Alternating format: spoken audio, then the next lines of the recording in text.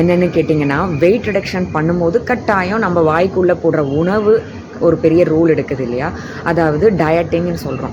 நிறைய பேர் என்னை பார்க்கும்போது டயட்டிங்லாம் பண்ண என்னால் முடியாது அப்படின்வாங்க. எனக்கு அது கேட்டவுடனே பயமாயிடும். என்னடா இவங்களுக்கு உடம்பு குறைக்கணுன்றாங்க, ஆனால் டயட் பண்ண மாட்டாங்க. வாயை கண்ட்ரோல் பண்ணாமல் எப்படி நம்ம உடம்பை குறைக்கிறதுன்னு நினைக்கிறாங்க. ஸோ அவங்களுக்கே அவங்க உடம்பு மேலே அக்கறை இல்லைன்னும் போது நம்ம என்ன பண்ண முடியும்?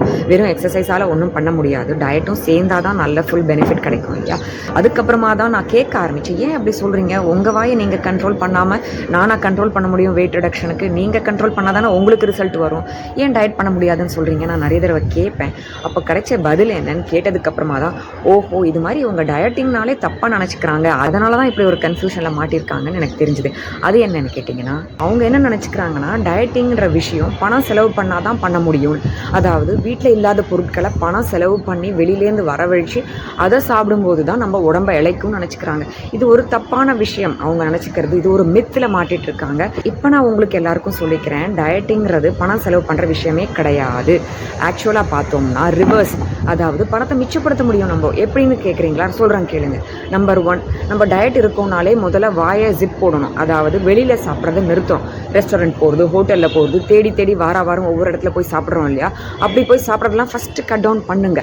அதில் நம்ம பணம் மிச்சப்படுத்துகிறோமா இல்லையா? எஸ், மிச்சப்படுத்துகிறோம். ரெண்டாவது என்னன்னு கேட்டிங்கன்னா, நம்ம வீட்டில் சமைக்க முடியலன்ட்டு வெளியிலேருந்து ஆர்டர் பண்ணுறோம். கேட்ரிங் சர்வீஸ்லேருந்து Swiggy, Zomato, whatever it is, அதுலேருந்துலாம் வர வச்சு நம்ம அன்றைக்கி ஓட்டிடுறோம் இல்லையா? அதை நிறுத்துங்க ஃபஸ்ட்டு. அதுலேருந்து எவ்வளோ பணம் மிச்சமாகும்? ஸோ இது 2 சேவ் ஆகும். இது தவிர்த்து என்னென்னு பார்த்தீங்கன்னா, நொறுங்கு தீனி ஸ்நாக்ஸுக்காக வாங்கி டப்பாவாக என்னென்னலாம் அடுக்கி வைக்கிறோம்.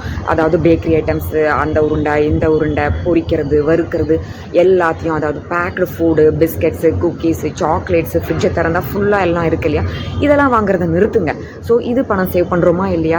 எஸ். 3 விஷயம் வாங்குறதுக்கான பணத்தை சேவ் பண்ணால் எவ்வளோ பணம் மிச்சப்படுத்தலாம்னு உங்களுக்கே தெரியும், நான் சொல்லவே வேண்டாம். ஸோ இந்த மிச்சப்படுத்துகிற பணத்தில் ஒரு பங்கு ஹெல்த்தி ஃபுட்டுக்கு செலவு பண்ணுங்கள். அப்படியே உங்களுக்கு மிச்சம் தான் ஆகும். எப்படி ஹெல்த்தி ஃபுட்டெல்லாம் செலவு பண்ணணும்னா, இதுக்கு பதிலாக காய்கறிகள், பழங்கள், நம்ம சாப்பிடக்கூடிய ஸ்நாக்ஸ் ஐட்டம், என்னென்ன ஸ்நாக்ஸ் ஐட்டம் அதெல்லாம் உங்களுக்கு ஒரு பெரிய லிஸ்ட் இருக்குது, அதை நான் அப்புறமா சொல்கிறேன்.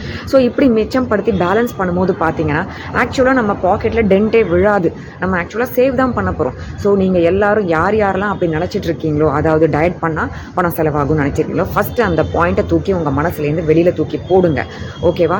அடுத்தது டயட் பண்ணுறது எப்படி, ஒவ்வொரு ஸ்டெப் இருக்குது, அதை நான் அடுத்தடுத்த இதில் சொல்லித் தருவேன். அதை ஃபாலோ பண்ணுங்கள். ரொம்ப சிம்பிளுங்க. உடம்பு குறைக்கிறதுங்கிறது வாரத்துக்கு 1 கிலோ இல்லை 10 நாளைக்கு 1 கிலோ குறைச்சிட்டு போயிட்டே இருக்கலாம், எக்ஸசைஸ் ப்ளஸ் டயட் பண்ணோம்னா. ஸோ இந்த ஃபஸ்ட்டு கன்ஃபியூஷனை நான் எடுத்திருப்பேன்னு நினைக்கிறேன். இதை இன்றைக்கெல்லாம் யோசிச்சு பாருங்கள், நான் சொல்கிறது கரெக்டாக இல்லையான்னு உங்களுக்கே தெரியும். அதுக்கப்புறம் நம்ம டயட்டிங் பார்த்து எலாபரேட்டாக பேசலாம் வேறு ஒரு நாள். ஓகே.